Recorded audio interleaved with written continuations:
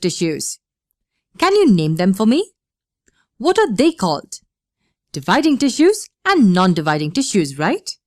Absolutely correct. Now let us look at the technical terms for these tissues. In this lesson, we will look at the former type of tissues. The dividing tissues in plants are known as the meristematic tissues. Where does the word meristematic come from? It comes from the Greek word meristos, meaning divided. Well, the main function of this tissue is to divide and help the plant grow.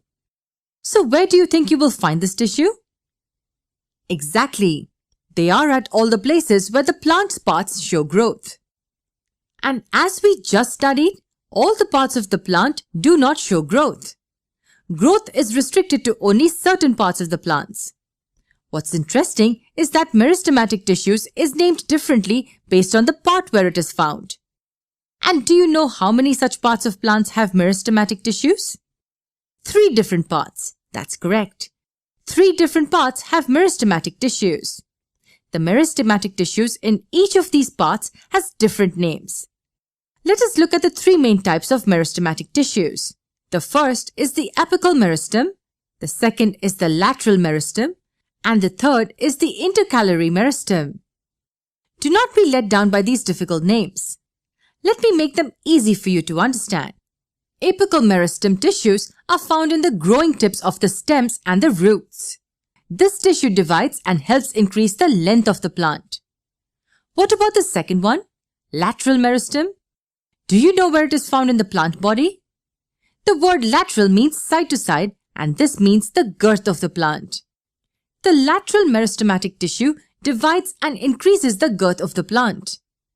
Apical increases the length and lateral increases the girth.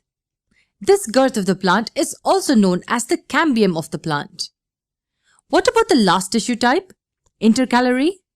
Where is this tissue found? This tissue is found at the base of the leaves or the internodes.